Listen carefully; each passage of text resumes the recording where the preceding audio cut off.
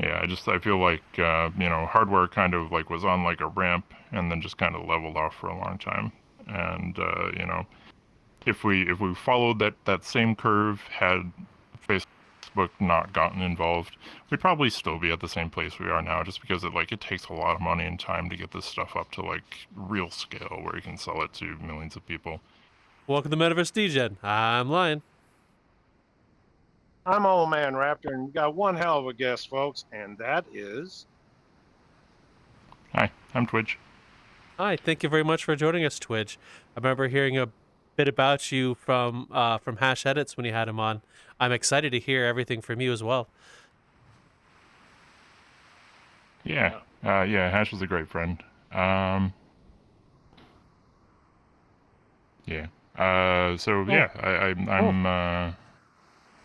I'm I'm known, I guess, for this brain control interface stuff. Really just a user of it, not like a creator of. I gotta ask this, Lion. I gotta ask this. Knowing that the people can't see his name, but you have the Thundercat logo next to your name. I asked, man. There's very few people know what that logo is. Yeah, I'm just curious why you Yeah, have no, that in there. I'm just curious. I'm old. I'm 43, So am I, so but like yeah, I'm 55. I'm 55, so nice. yeah, I know the logo real well. Yeah.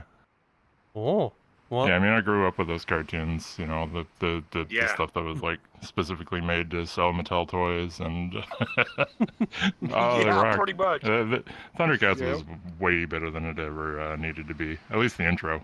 I've watched the intro again Yeah. recently, and it still holds up. Like it's freaking rad. Cool. Good deal to know. At least I know I got that one outlined. You go ahead and let's play ball in this. oh, yeah. So, what are you most known for? How'd you get started, and what got you into VR chat?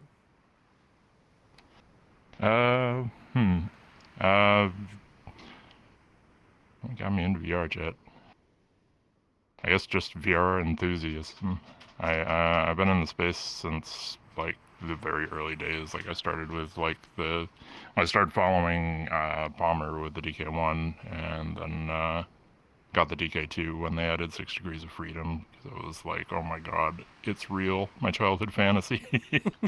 uh, I've got something like 25,000 hours in VR now, through basically everything that's been made.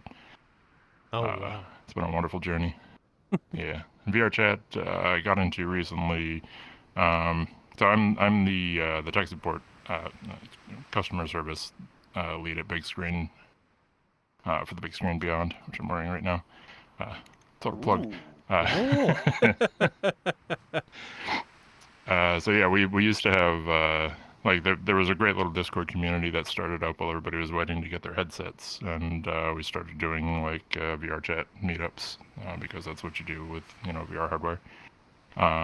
And yeah, since then I've been completely addicted. I spend way too much time in here. Oh, wow. So, Hey, you know what's gonna Lion? You know what's gonna happen? what's that? You're not gonna have junkies on street corners. They're just gonna be wearing head VR sets on the corner, rubbing their arms up and down, going, "I need a fix. I need a fix." Give me that immersion. Give me that immersion. I need that immersion. Hey, man, what are you doing? I don't know, man, but I forgot my headset. Can I borrow yours? I need it bad.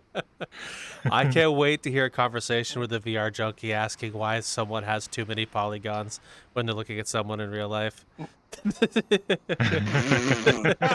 defined. That would be, oh my God, that'd be, what the, yeah, but problem is, feel sorry for the poor chap looking at you and staring at you like really depth and going, what are you staring at? You got too many polygons, dude. I don't know how I'm going to get you in here. And they're going, what? What? Yeah. Oh. So, what pulled you into VR to be so addicted from the DK1 mask, and how did you end up learning about VR chat?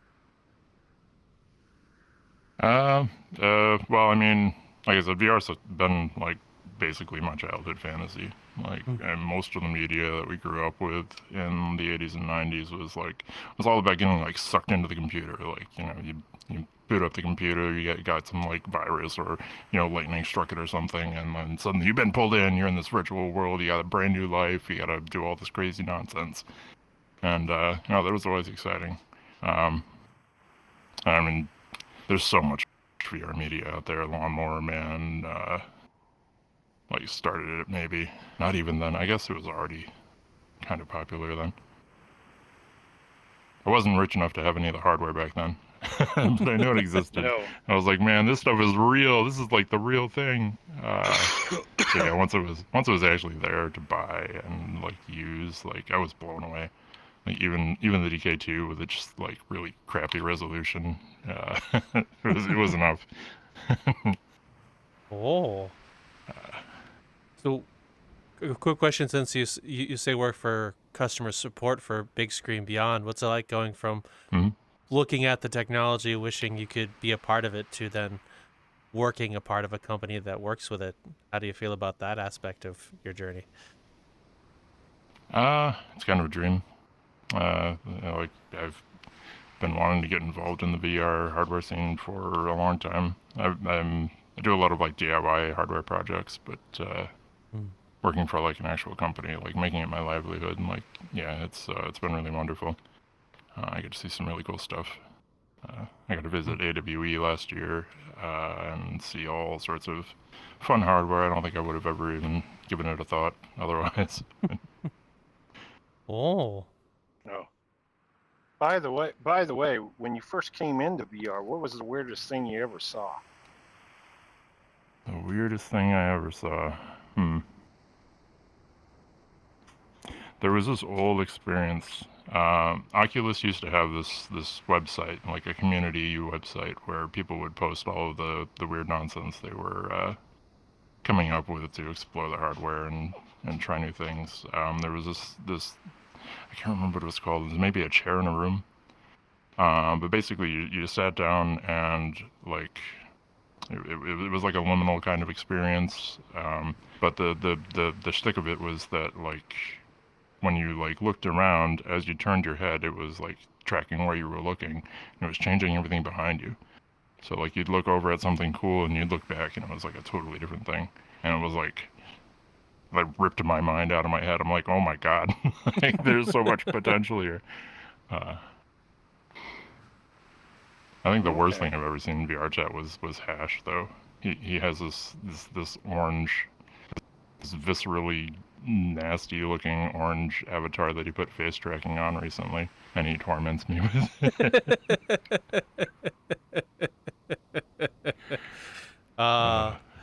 I've seen some funny things with face tracking. I think one of the funnier ones I saw though was someone poorly put cleverly put face tracking on a Uganda knuckles, although it wasn't like set perfect to the person doing it. It was perfect for Uganda knuckles though. Yeah. I've seen some wild stuff. It's really great what people come up with here. Avatar creation is kind of like an interesting frontier. It's like maybe a perfect form of expression where you bring yourself into a place in ways that you just can't do in real life. Like you can tat yourself up, get a bunch of piercings, but like I can't be an anime girl in real life. This is a part of my brain I wouldn't be able to tickle without VR. Wait a minute. Wait a minute. If you was, I think you better go in and talk to your mother about the ear situation that you have, because I think there's something wrong. Oh dear, yeah. Somebody had some fun with the Easter Bunny, I guess. Yeah.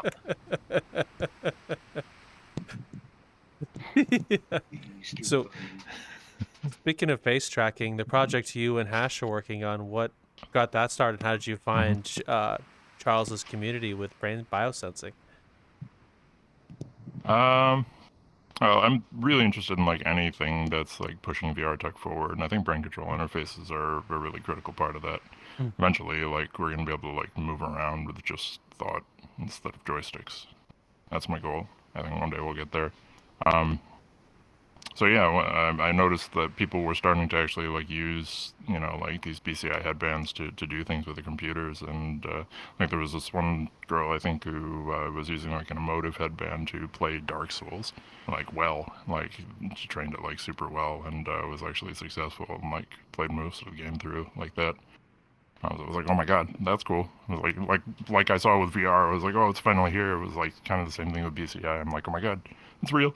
Uh, so yeah, I started digging after that. I found Brainflows into VRchat, which is Charles' project, and then grabbed myself a Muse and went at it. Uh, the face tracking stuff was interesting. I really didn't think it was going to work. There's a machine learning aspect of Brainflows where you like record yourself like thinking certain thoughts, and then you pass it through a training program, and it kind of like makes a model that tries to figure out like what you're thinking in real time.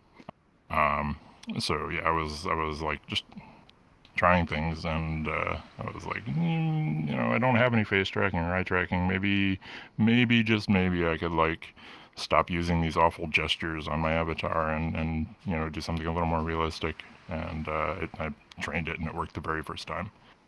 I was again blown away. So yeah, I got pretty heavily involved. I do a lot of testing for Charles now, and he's working on new models because this works so well for me. He wants to make sure it stays working, and I get to make sure that things are working as they should. So that's been really fun. Yeah, Hash and I were just having a conversation one day about it, and like he's heavy into making face tracking models, and he was like he kind of like put one and two together all of a sudden. He was like, maybe like how does that work? Like what do you get out of it? And I was like, it's a handful of parameters really. It's like this is really like all of the things that are going on in my face are just 6 parameters. There's scalars from 0 to 1, depending on how the model thinks, like I'm making a face, like, if I'm making like closed eyes or like smiling really big or whatever. It spits those values out as parameters, and Hash is like, I can use that. and overnight, literally overnight, made the first version of the brain flows into VRCFT. Oh, wow. Yeah, he's amazing. I can't talk Hash up enough. He's a really great guy. Whoa. I saw some of these videos posted from you and Hash about the VRCFT, and it blew my mind. It's all up with the brain flows in VRChat and programming. How does it work? Because it looks almost otherworldly using your brain to have animations go off in your face. Yeah, it's one of those things where like when you pull the covers off and look inside, it's like actually really simple. Like I said, there's just 6 parameters that I train to make all my facial motions, and you map those to common face shapes in VRCFT, like ape shape, smile, frown, anger, sadness, whatever. Yeah, I think all the real magic is how Hash took those parameters and matched them, like made them into like general blend shapes that can apply to any face tracked avatar. Which is, I didn't think it was possible. It was an idea that had come up before. Like, wouldn't it be cool if you could, take this data and just make it generalized so that like other people could plug it in and go. And it's like way more real than I thought it could be. Oh, I can only imagine. So for example, when you smile, are you thinking of smiling or are you actually smiling? How does that part of it get tracked and work? It's a bit of both. There's a secret downside to this is that I can't hide my emotions anymore. Like if I'm feeling upset, like it shows on my face, whether I'm making the face or not. The first thing that comes to my mind is my face is up here, not down there. My eyes are up here. Quit staring where you're not supposed to be at. That's the only downside point. It's like when when you're older, when you get older, you learn a long time ago. When you go to the beach, you wear the darkest pair of sunglasses. Nobody can watch your eye tracking. Yeah, they can't. You got it. Nobody can see where your eyes are going. Yeah. We know what's up.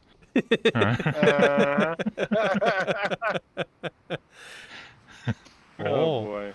So it's a bit of both there. So you think it, and when it does, it connects the two. Does you need a combination for it to work perfectly, or does it like not matter which goes?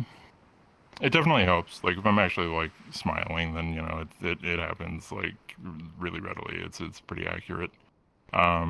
So there's kind of two types of data that's happening here. There's the EEG data, which is actually like reading brain waves. That's a really weak signal. It's just barely above the noise floor. It's really hard to pick out and actually like get useful data from.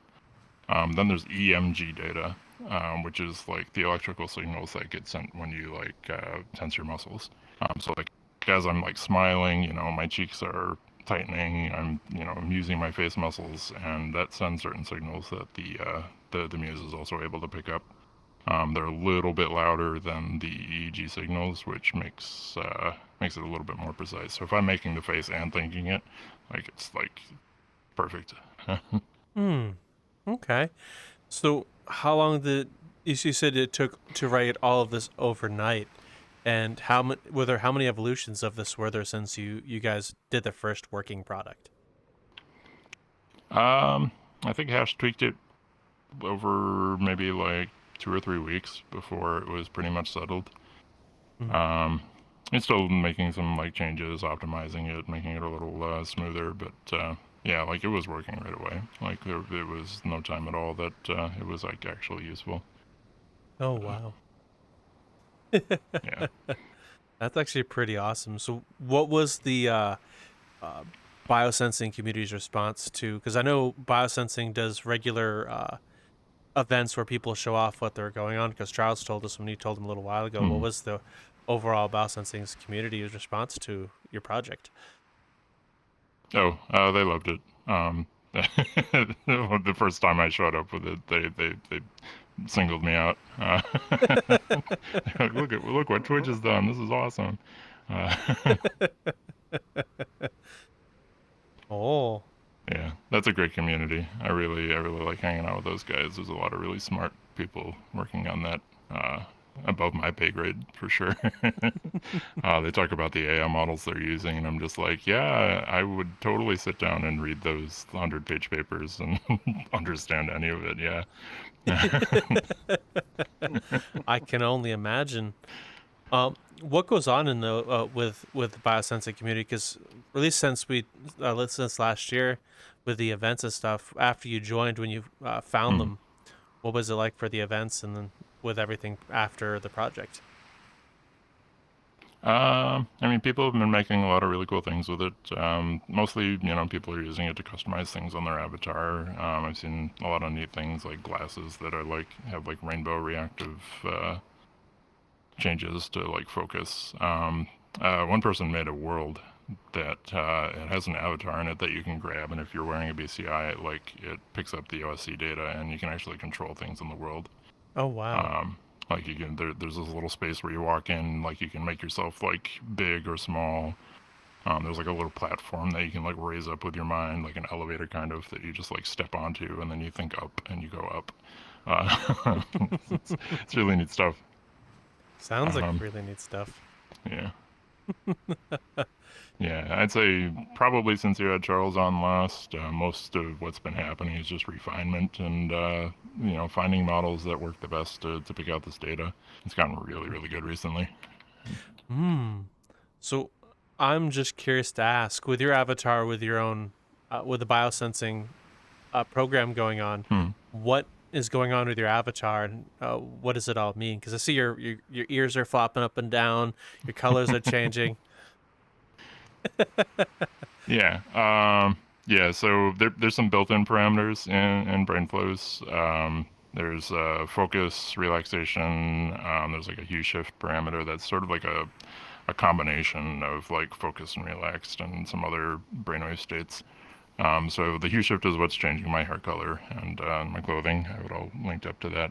It's kind of like a meter of like overall activity, like how much, the amplitude of my brainwaves kind of, I guess, is a way to think about it. So yeah, I'm using the focus parameters to move my ears. That's split actually left and right brain, so my ears are controlled individually.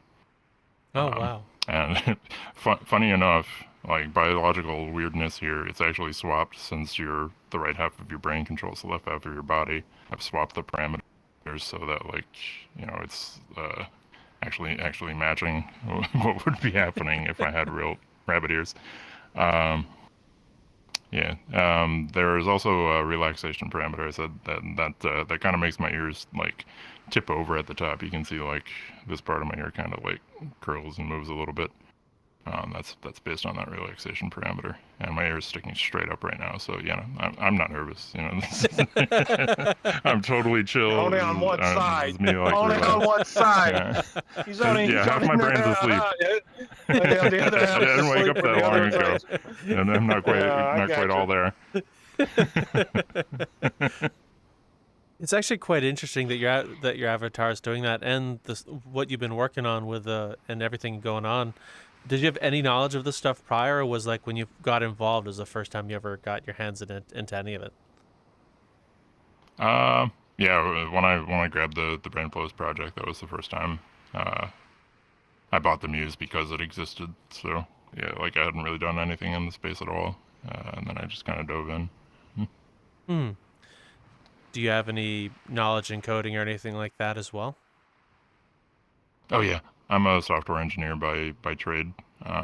Spent most of my career. I don't really do much of the code in Brainflows. Like I said, the AI stuff is new, and I'm old. I have a lot of learning to do to catch up. Yeah, I think most of my career has been in like web development and similar things. That's where I got lumped in because that's what people needed. Okay. I've done some open source projects too. There was this game, VR game, Township Tale, and it was pretty cool. It was a community kind of game. A bunch of people get together in like a town. You have to like build it up and repair the town after like a cataclysm or something. It's all about like collecting resources, making weapons, going into the mines, and gathering more metal and stuff to make better things. But they had a really cool idea where they gave their supporters their own servers. So like along with like the public servers, if you supported, you got your own server. So a lot of people were making like guilds and like getting together and like all like forming real communities around like these private servers. But they had a wonderful API. And I made a program called Prefabulator that linked into that and made it so that people could like use a user interface to like actually like change and modify their server, like pick up things in the world, move them around, add things. People did some really wild stuff with that. I saw some servers like transformed entirely, like they deleted all of the original assets and like remade the world in their own image, and it was really, really cool to see something that I made like get used for that kind of creative endeavor. That's probably my proudest project. So with that project specifically, what initiated that creation, and what were your thoughts on people using it in ways that you weren't intending? I think like most software, it was made because I needed it. The really popular stuff always happens because I needed something to be done. There wasn't a tool for it. I just really wanted to make something that simplified the API because I was tasked with modifying the server that I played in. I was like using this text-based interface is really slow and chunky, and it's really difficult to do anything with. So I threw it together because I wanted it, and then other people found it useful. And then it kind of blew up. Oh, so how many other projects have you worked on over the years between VR and non-VR stuff since you become a software engineer? A few. I used to work for like a firewall company. I wrote chunks of the operating system for that. That was a really interesting project. So I've got a little bit of background in like network security and that kind of thing. For VR stuff, though, that's where my real passion lies. Like web development, networking. It's like it's just the day job. I was involved pretty heavily in Lucid gloves. You might know them as like the VR gloves that had like the spools on the back of your hand and string, and like when you pulled the string, it measured how your fingers were moving. Yeah, I was a mod for Lucas for a long time, and helped out quite a lot with that. Oh, that sounds like a really cool project. What was that like working on, from being a VR enthusiast to that? It was super fun. I really love open source hardware. I think it's a wonderful and needed thing. A lot of people can't afford the like $1,000 VR gloves that were out at the time. Actually, at that time, they were like 5,000 plus if you really wanted like a viable thing.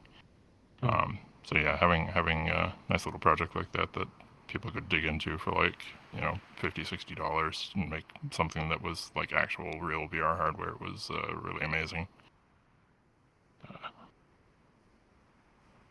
I'm sure I actually answered your question there. I went off on a tangent. You must. Don't ever worry about tangents.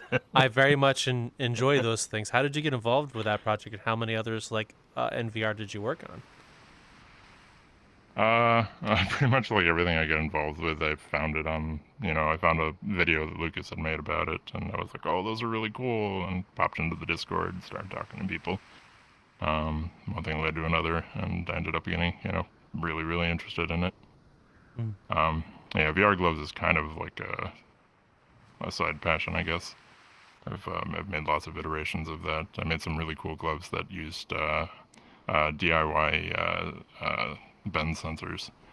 So, like, like the Nintendo Power Glove. That was actually really cool technology for the day. It had these shit. yeah, no doubt. Unfortunately, the SoCs on that thing were garbage. So it was like super slow. It couldn't really get any detailed data out of the bend sensors. But like pretty much those same bend sensors are viable today for making a set of VR gloves if you want to do something quick. They're a little bit expensive, like $10 each. So it's $100 to make a couple of hands worth. But yeah, it's really easy to read data from them. So I didn't really want to spend $100 on a couple of gloves, so I figured out how to make like these bend sensors with a bit of like conductive plastic and copper foil that like changed resistance when you squeeze them. Yeah, there was another Hall sensors were really cool technology. Hall sensors sense magnetic fields. So like as you move a magnet closer or further away, it changes the voltage reading on the Hall sensor, and you can use that to do a similar kind of thing. So like I had little like a magnet above one knuckle and the sensor behind it, and then when you move your finger, it moves the magnet away. And you can translate that into a finger motion. Oh wow. So yeah, that was a really fun glove.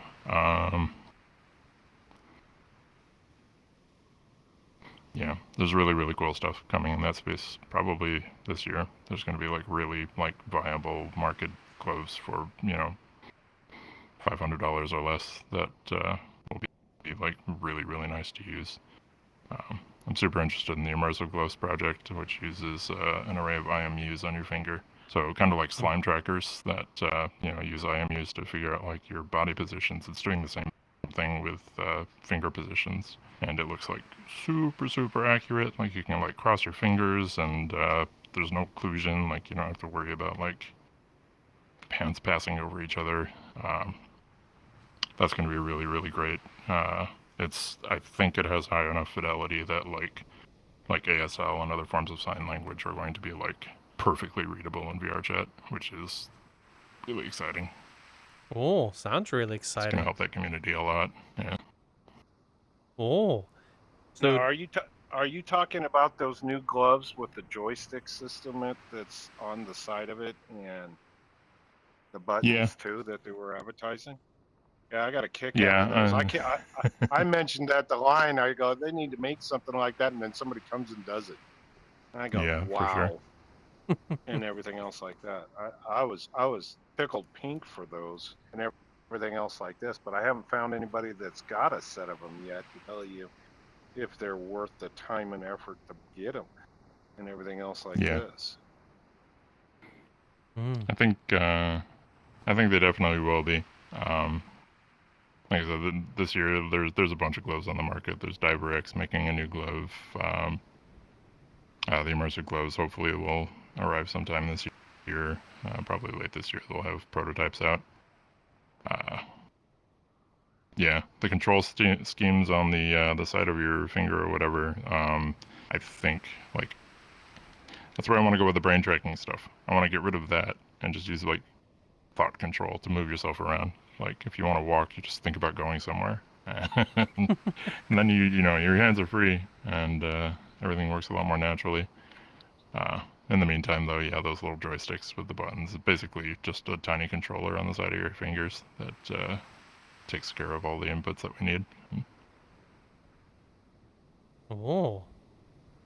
You know, you saying like using your brain to move forward. I remember seeing a headset project. I don't remember the company for the life of me, but you could open things and you shot targets, I believe, with your brain. It was like a really expensive headset thing where you're using brain tracking to do that. I thought it was neat. It's just you're like in a business building and you shoot targets and creatures. It's like a very simple and basic. You can't really move your hands or anything. It's just like look, think, shoot, and you shot. It's like 5 years ago, roughly, maybe. Oh, I know which one you're talking about. I can't remember the name of that one either. That was a really interesting project. The way it worked was really cool. It had sensors on the back of your head that were measuring your visual cortex. So what they would do is display a specific pattern. It looked like fuzz in your display when you were looking at it, but like it made specific signals in your visual cortex when you looked at that fuzz compared to everything else, and they were able to like use that to make like pretty precise eye tracking, which is a wild kind of thought. Like, not terribly useful if you have to cover everything that you're looking at in like weird static, but it's still like a really cool concept. Yeah, that project was really neat. Oh, so do you think? How long do you think for like glove techs and other weird stuff will be into VR from what you've seen and some of the things you've messed with, like here in VRChat, used by people? Really soon. Okay. Really soon. I think VR is such an interesting space. Like we had an explosion when like the DK2 came out, and you know the old OG Vive and the Oculus CV1. Like there were so many developers that like were dying to bite into it, and it worked really well for a little while. I think Meta kind of came in, Facebook at the time. You know, they bought up Oculus and decided to make it their own. And I think they set us back a little bit by saturating the market with like quests. Pretty much they set the bar too low for progress to really happen. Like what we needed were kind of like more high-end headsets with more features, and instead we got like the lowest common denominator, which was cool. It made it really accessible. I think VRChat's only successful because of that. Like so many people started with, you know, Quest 2s or you know, the OG Vives or CV1s. Like it was all really important to get where we are now, but like it hindered things. So I think I don't want to say Meta's kind of like on a lull there, but like, you know, the Quest 3 is really great hardware. It's actually nice. I think it's like not just minimal viable product, but like, you know, with like its pass-through stuff, the mixed reality, it's like it's actually useful now. And we're just gonna keep progressing from there. I think over the next like 5 years or so, we're gonna see another explosion and sort of a leap forward. So stuff like VR gloves, 4K per eye headsets, micro OLEDs, like crazy realistic stuff is on its way. I think haptic technology is going to take a pretty big leap forward too.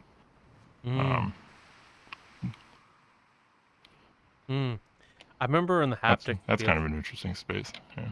Have you seen anything with the OO shirt and like the Tesla suit in terms of like haptics VR?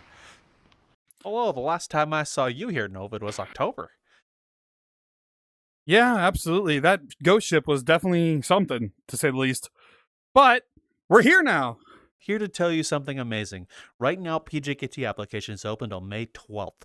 So if you go right down the description, which will give you to a Discord, discord.gg/PJKT, we'll have all the information you need to sign up for your community, your creators. We're open to communities, creators, and people are building things, and content creators as well. Everything is right down in the Discord, right for you. What else do we have here? What is PJKT, Novid?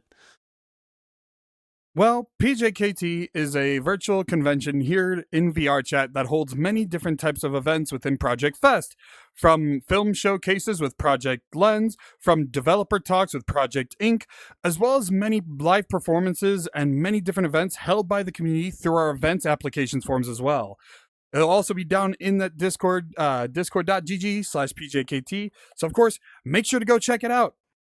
Most definitely. And PJKT this year is going to be June 27th through July 7th. So mark it down in your calendars. We'd love to see you there. See you this summer, folks. Yeah. I always wanted to try a Tesla suit. I never really got the opportunity to do that. The OO suit seems interesting. I know a couple of people that tried it at like the trade shows, and their impressions were bad because when 1,000 people roll through and try on a skin tight vest that you have to wear without a shirt, it smells awful. Like they tried to clean it as best they could, but if you can't get over the smell, you can't focus on like what's actually going on with it. And they also couldn't really dial it in very well for each person, so like some people were feeling like basically nothing at all, and other people were like getting electrocuted by it, and like it was really painful. So opinions on that were like super mixed at the time, but now I'm meeting some people who like have actually bought one. They've taken the time to like dial it in for themselves, and they actually really like it. They say that it's super nice. I have a friend who loves getting like head pats and massages because you can actually feel it. I'd like to think that that's super realistic. I have my doubts still. Electrostim stuff is interesting. But it's still like tensing your muscles with outside of your control. Like I feel like you could get sore using that. But yeah, it's pretty cool. I would love to try one. And on a comment you made earlier with Quest setting us back, I think although it may have set us back, but it got a lot more people into VR. But I have seen a lot of people who used the Quest 2s drive really hard into getting better hardware. So it may have set back, but it may have also sent some funding to places like, for example, Valve and Vive, from people who wouldn't normally have gone into Valve or Vive to begin with as well. Yeah, I think that's accurate, and I can't fault them really. They pumped a ton of money into virtual reality, which certainly helped things. Yeah, I feel like hardware kind of like was on like a ramp and then just kind of leveled off for a long time.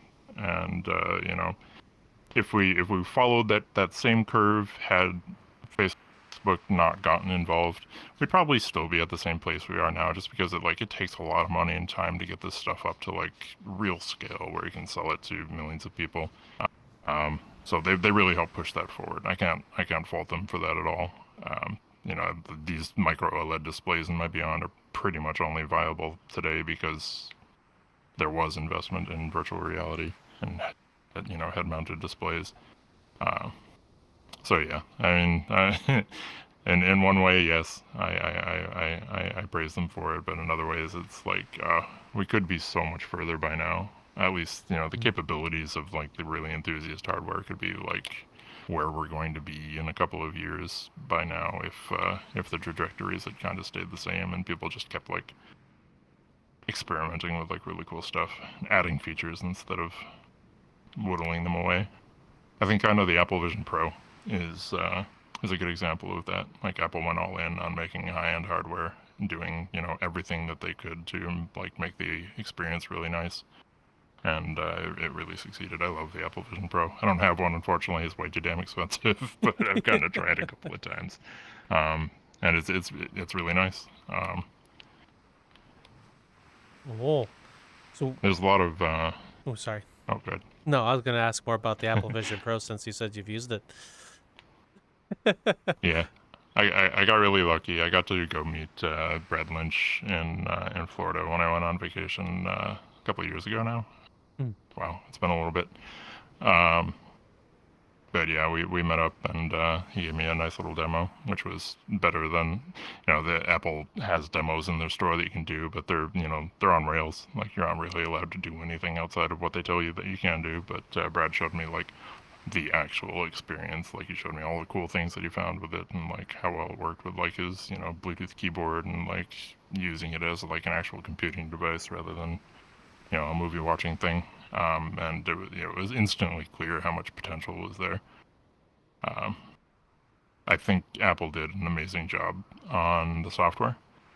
They really, really, really thought about like the nuances of user interfaces and making things like really pleasurable to use. And it's something that's we're starting to catch up on now. Like, the latest versions of like the Meta OS or whatever are starting to show hints of that kind of like nuance. But yeah, Apple leaned in hard. Everybody else is playing catch up now. Oh, isn't that how most tech progresses though? One person goes, "Look, I can I can one you up," and then everyone tries to catch up, inspiring others or putting others in a competitive mode, which then lead to more evolution. Yeah, for sure. And I think that's kind of what drives this sort of like exponential track of technology we've been on since probably the early 1900s. It's really crazy to think how far we've come. Like, less than 100 years ago, we weren't flying. Like, we didn't have planes. Yeah, when you put it that way, we've gone really far, really fast. If you put it like 1 or 2 lifetimes, we are still using horse and buggy. Now we got possible flying cars, helicopters, VR technology, you name it. Yeah, literally controlling things with our minds. Like, is that like an epitome of like where people thought sci-fi was, or technology was going in like the 60s and 70s, like those future visions of what things are going to be like in the 2000s. It's funny to see like how we keep like passing the dates that like this old sci-fi we're thinking we're going to be like the far off future, and it was really only like 30 years away. Like, Blade Runner already happened, or no, I think that, yeah, actually, I think that, we're, maybe I've got the dates wrong, but I think we're past, like, the first Blade Runner movie where there's, like, supposed to be flying cars and all sorts of crazy cyborgs and nonsense. We're not quite there yet, but we're definitely on the trajectory. Is it from a lot of those old sci-fi stuff? You see a lot of technology that gets born out of it today. For example, the flip phone, I was born out of, I believe, Star Trek, if I remember correctly. They had little flip communicators, and eventually that became like the old flip Nokias and the Razor phones and stuff. Yeah. It's actually really wild to think about, like I grew up with Star Trek: The Next Generation. That was the the popular one, the early 90s. And basically everything except the warp drive starships, and I guess the replicators that made magic food out of nowhere. Like, so much of that technology is like, it's here today. Like, we're using it. Like, computers with like artificial intelligence that help us, search through our large databases of knowledge and just spit it out in front of us. Like, that was a pipe dream back then. It was hard sci-fi back then. But now we're like, now it's old hat almost. We've been using that kind of stuff for like a decade. Data pads. Data pads turned into, the iPad is basically better than the data pads they had in Star Trek, where they had, a data pad for like a book. Like, if you wanted to like read a trilogy of books, like, you had like 6 data pads. Like, what's that all about? You know, thinking it that way, the old hard sci-fi and like the future or what the future will look like, as you said, the 60s to 70s, those videos. You're right. Most of the stuff we have there is here. It just doesn't look quite the same. We don't look like we're out of the Jetsons. Yeah, for sure. There was an old movie, early Keanu Reeves movie called Johnny Mnemonic. I just watched a Thrill video again that talked about it because Thrill was interested in user interfaces. But yeah, like everything in Johnny Mnemonic, which was supposed to be like, far off future, like high tech craziness, like we've already surpassed it. Like we've surpassed basically everything that happened in that movie already, except maybe like the cool 3D user interface where he was gonna hack somebody with his hands. But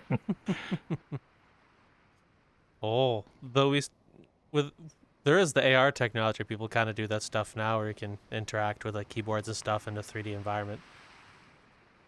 yeah, AR is an interesting field. I'm an escapist.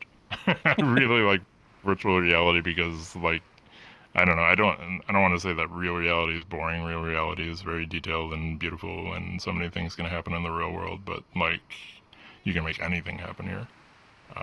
Escaping into a place like this, where the sky is not even the limit. You can go further. Is fun. So like, I see the utility of AR, like, having some glasses on my face that like can show me directions as I'm like trying to find a restaurant or something, or I can take a phone call without touching anything. Like, that stuff's really cool. It's gonna change the world, but it's like, I almost find it a little boring. Well, to be fair, you're in VRchat as a bunny anime girl using brain tracked stuff. Of course, augmented reality is going to seem slightly more boring than that. Yeah, that's fair. Oh, well, since you've come into VRchat, what kinds of projects or things have you tried or seen or done since you've come here, may I ask, other than the brain track stuff? I guess full body tracking. That's kind of the first thing that people like dive into once they've got the VR experience down. They want to like pull more of their bodies in. I'm wearing 11-point tracking right now. I want it to be nice and high fidelity for the video. Yeah, so I mean, there's that. I've tried slimes. I've tried lighthouse tech. I'm really interested in the future of that. I think that there's going to be some really cool things coming in that space soon as well. Our DiverX is working on some that it's kind of like reaching back into the past. They're using basically constellation tracking, like the same thing that like the Oculus CV1 had, where there's like cameras set up around your room and it watches your space for the IR LEDs on the headset or whatever. They're making like full body tracking systems that use that. But they're also kind of like slimes, where they're IMU based, and that just assists in correction. So, like, if you throw a blanket on over the top of them, you're not going to lose tracking. Like, it's still going to work. It'll drift over time, just like slimes do. But as long as they get seen every once in a while, it's going to keep everything locked in place. I think that's kind of an ideal. I really want to have like occlusion-free body tracking, where I don't have to worry about like what direction I'm facing, or if I've got reflections on my walls that are making my lighthouse freak out. Yeah, I think there's cool stuff to come there. Okay. So, how long do you think till all that to the lighthouses change for everybody? May I ask, till you get new stuff? And what is constellation tracking? Constellation tracking is like you have an array of LEDs on your controller or your headset or whatever, and then the cameras look for they can see the IR LEDs, and then they look for certain patterns, and it uses some algorithms to figure out, like, based on like where it's seeing those in the camera image, it can figure out that that's a controller that's pointed in this direction. That's really all constellation tracking is. They call it constellation because it's it's like an array of dots that look like something. Lighthouse is interesting. It's basically old tech, but it was so precise that it's really hard to beat. I think that like camera-based tracking, like slam tracking, which all of the Meta headsets use and a lot of upcoming headsets use, is going to replace it pretty much. It's a lot nicer to not be locked to a space. Like I love my Beyond. I love Lighthouse tracking. It's nice and high fidelity. It's really nice to use. But I can't leave my office. Like if I want to go make a sandwich or get a drink, like I have to take everything off, walk out of my room, and then come back and do a whole recalibration dance. And there's a lot of hassle involved in that. So it'll be really nice to have stuff that's wireless, camera tracked or otherwise. I think Lighthouse is going to stick around for a little while. At least I hope it does. The Beyond uses Lighthouse. We need to keep selling these. But yeah, I think the future is definitely self-tracked devices. There's no real way around that. I'd like to see other technologies come along. I think that camera-based tracking is really nice, but it's computationally expensive. So, like, there could be other things that we could do. Maybe, like, I've seen some stuff with basically sonar using ultrasonics. An old HTC headset, I think maybe the original Focus used ultrasonic tracking with their controllers. So, like, the headset would make a pulse, the controllers would pick that up, and it would use, like, time of flight to figure out, like, where the headset was in relation to the controllers. And it worked pretty okay. I think that refine could be interesting. Unfortunately, pets can hear those ranges sometimes, so like it might freak your dog out. But oh my yeah, God, I have enough trouble with the dogs barking at the goddamn cars going by inside the house. I can imagine the shit that would go along with that. Oh, I'm glad mine have been quiet today. They're usually barking up a storm by now. You mentioning technology like the sonar reminded me. I remember seeing something about a new way to transfer data a couple years ago. Li-Fi light. It's like that. What diagram I saw is you screw in a light bulb and it sends it through light data. You can use mirrors and stuff to receive data. Yeah, Li-Fi is pretty cool. I've been interested in that too. I mean, we've been using like early versions of that for a long time. Like if you really think about it, your TV remote is that. It has a little IR LED that pulses a certain sequence. Your TV picks it up and it knows to change the channel or change the volume or whatever. So yeah, it's all about signal processing and blinking the light fast enough to get useful data across it. And it seems like we can blink, LEDs fast enough to get lots of data across it. Like Li-Fi might someday be used to, like you might be able to have your light bulb broadcast your PCVR signal to your headset wherever you go in your house. And that could be pretty wild. That does sound pretty wild, to be honest. Even hearing some of the stuff you've been talking about before between the gloves and the brain tracking, it all seems honestly otherworldly and very sci-fi, just hearing about some of the things people are working on. Yeah, it really is. It's super exciting. I'm glad that like I'm part of it. I wish I was born a little bit later so that I could enjoy it longer. But yeah, we're going to crazy places and fast. Cool. So another question for you as well, back on the project you're working on with face tracking, what's next for your project? Or are you considering it finished? Not exactly finished. As Charles has been refining the model, it's been getting better and better at distinctly picking out the right shapes that I'm making with my face. So I'm just going to keep adding more as the models get better. It'll hopefully be able to pick out more and more face shapes, and eventually, maybe it could do full-on face tracking without a camera, which would be kind of neat. I think there's a little ways to go before we get there, though. I'm not sure that the Muse is enough tracking fidelity for that, but yeah. Because the Muse only has really 4 sensors. Like there's 2 sensors on my ear, 2 in the front, and then like a reference signal in the middle that they compare themselves against. So it's really not a lot of data. the more sensors that you have, I think the training set that we train on to do the the model that picks out features is based on a data set called ScionNet. It was a lab research. I think Charles may have talked about it when he was on, but it's thousands of people that had like 64 points of tracking, and then had to go through a certain set of tasks with it. So once we get to that point, then we'll like actually meet the fidelity of that data set, and then it could be like incredibly precise. Unfortunately, the more sensors you add, the harder it is to train. Like, I guess it scales quadratically.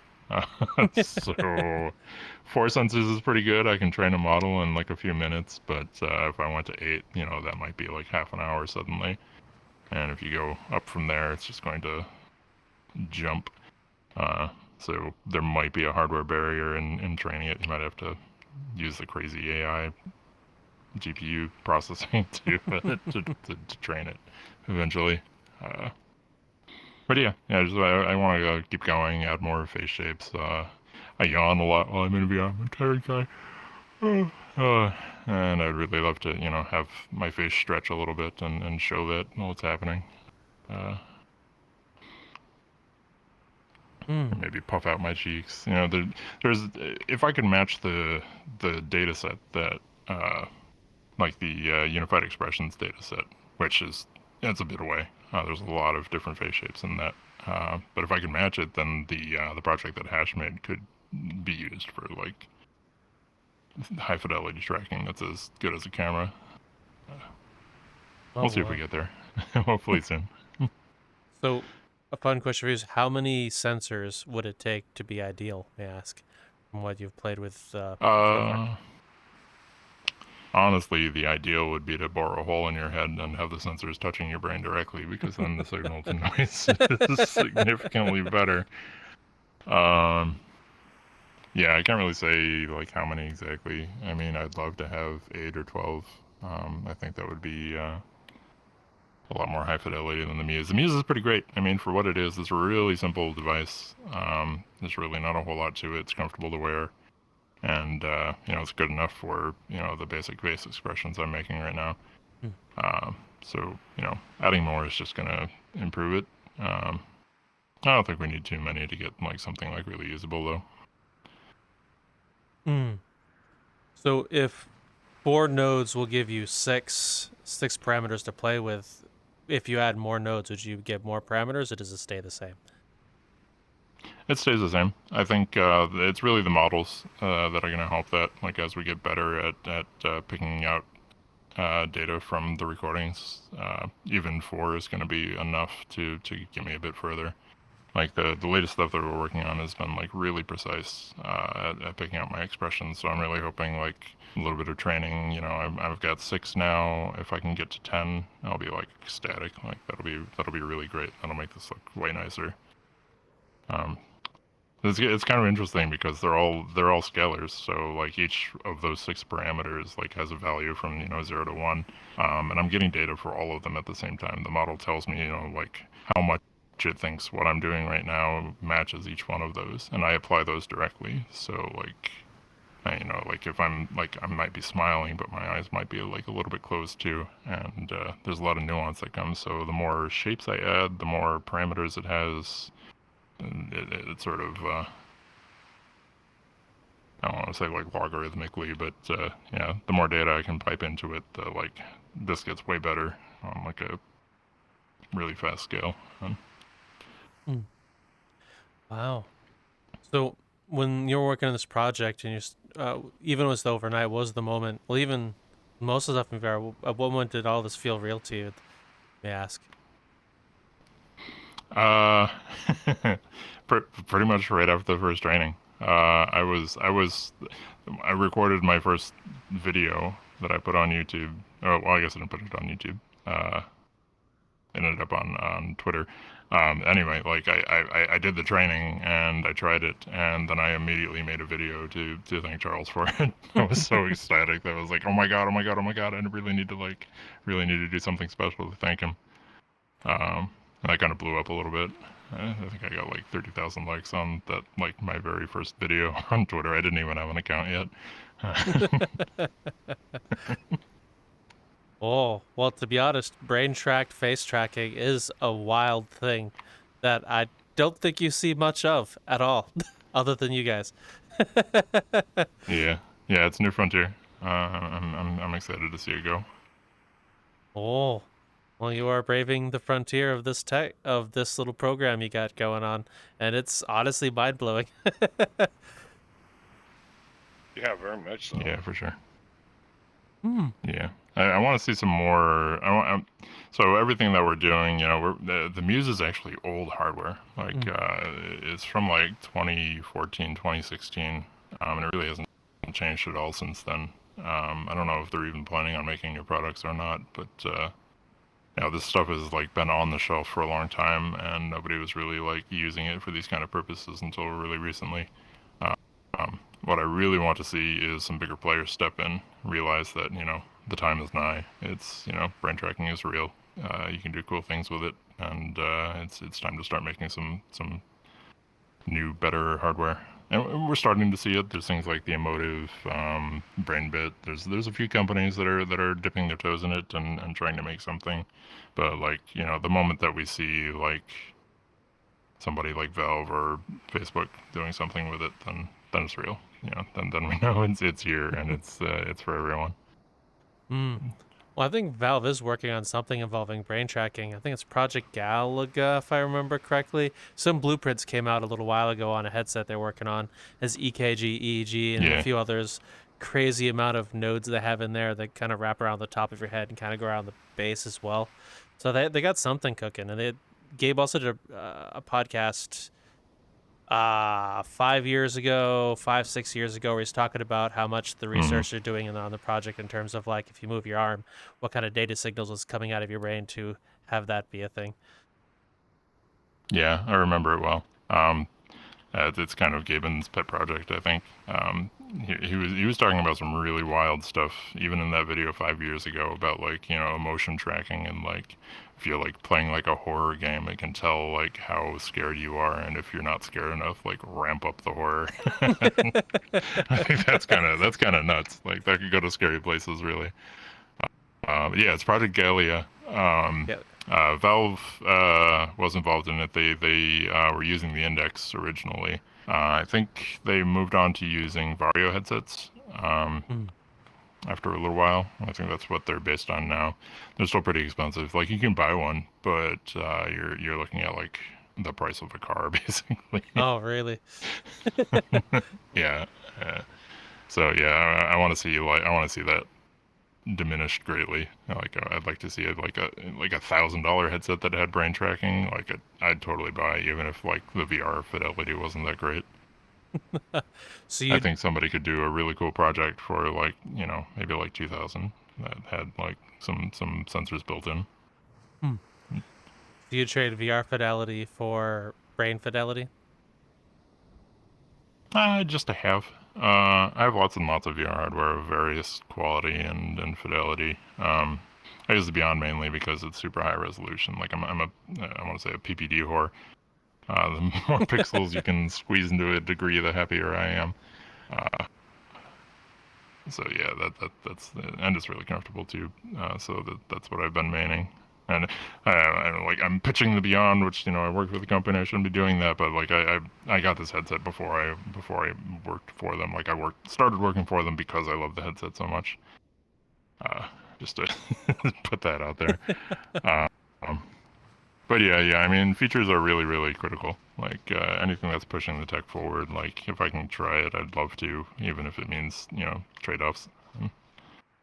Like I've got a Quest Pro. I use the Quest Pro for face tracking sometimes because the Beyond doesn't have that. And I think the Beyond is better than the Quest Pro personally, but I'm willing to trade that little bit of quality for some fun face tracking some days. Okay. So why? I'm just gonna ask a bit of question on a thing you said real quick. Is you're not allowed to pitch the headset? Why not? If you like it. Oh no, I'm allowed to. I'm just like, I don't want to use your show as a platform. If you like it, go for it. Raptor and I don't give a shit. Bio Beyond, it's Wow, awesome. not at all. Yeah, no, we don't care. If you want to share things you enjoyed, go for it. We're not going to be upset by it. Yeah, that's totally fair, I guess. So, looking back after everything you've shared with us so far, did you ever expect yourself to be this far into the VR scene when you first saw it on the DK1? Maybe not back then. I mean, I think it was inevitable that I was going to be an enthusiast. Like I was watching it with bated breath the whole time. And you know, once I could buy a DK2, I jumped on it. Like even though I knew there wasn't very much, you know, there weren't a ton of experiences. Like it was still pretty janky with just a single tracking camera. Like you couldn't really move very far. It was a very seated experience. Like even with all the downsides, I was all in. I think from the very beginning I knew I'd end up like spending way too much damn money on VR hardware. Yeah. I mean, I'm glad I've been able to like sort of contribute a bit to the community too, I guess. So, of all the experiences and things and projects you've seen or even helped with, what have been some of the best memories or things that have stuck with you over the years?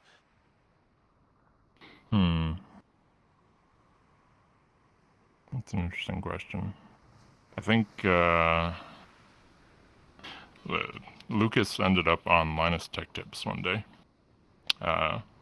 which was wild. They really didn't like. They don't really cover like open source hardware, and like I was a mod for his Discord at the time, and when he told me that he was going to be on LTT, I was like blown away. I'm like, oh my god, I'm like a foot from greatness here. And so that was a moment of like, oh my god, like this is wow, this is a really big thing, maybe bigger than I thought. Oh, that's pretty awesome. Well, congratulations, by the way. Thanks. You're welcome. Well, we're going to ask the last couple of questions before we start wrapping up. First of which is, where did your name come from, and why do you still use it?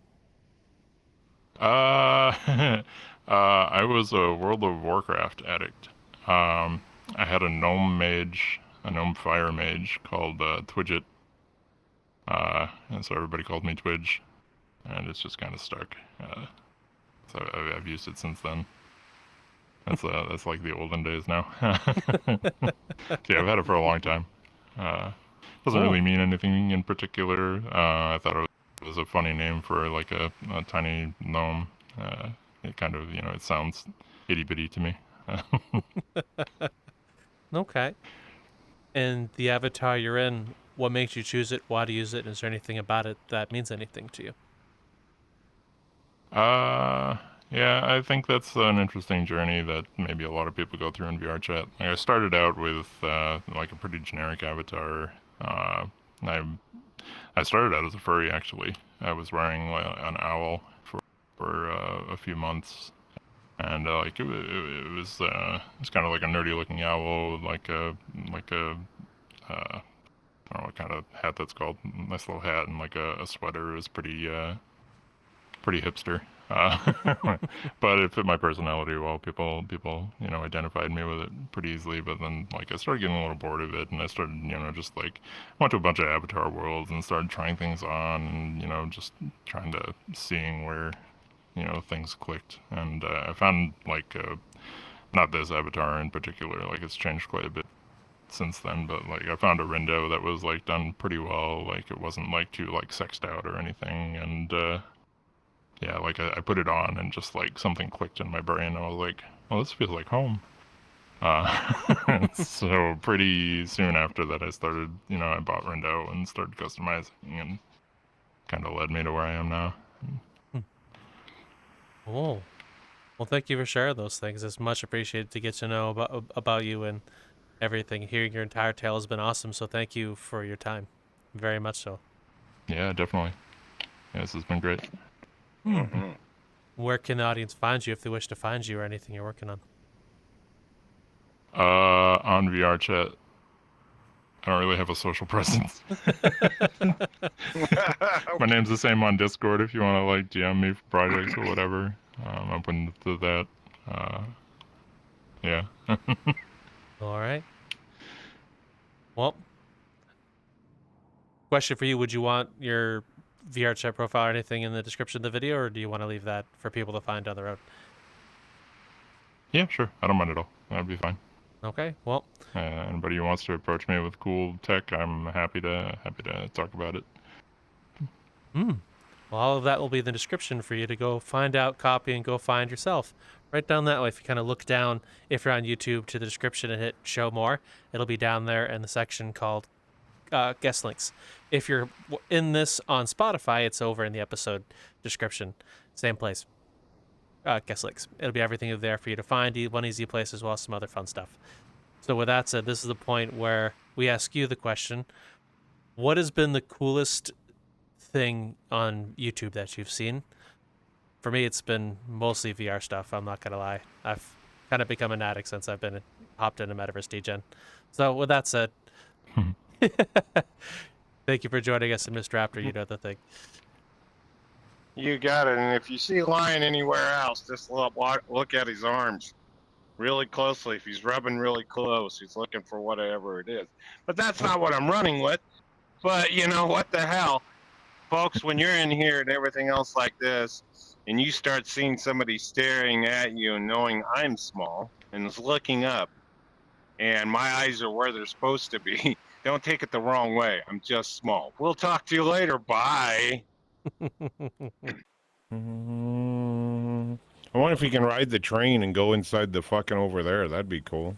That would be cool. How big that wall is. It goes though. in there and goes around. Why? And it goes around. Oh, it does. Holy shit. Fuck yeah, it goes fucking around. I don't know where it goes. Like I said, I just got here. I don't know where everything is. Huh. I have to check this place out. Definitely. We're going to have to. There's another one. There's another one I got to show you that it's called the, yeah, hold on. Another one is called the Cozy Woods. That one's cool. Oh, okay. We're definitely going to check that out too. There's a bunch we're going to have to check out. Yeah, there's some new ones in.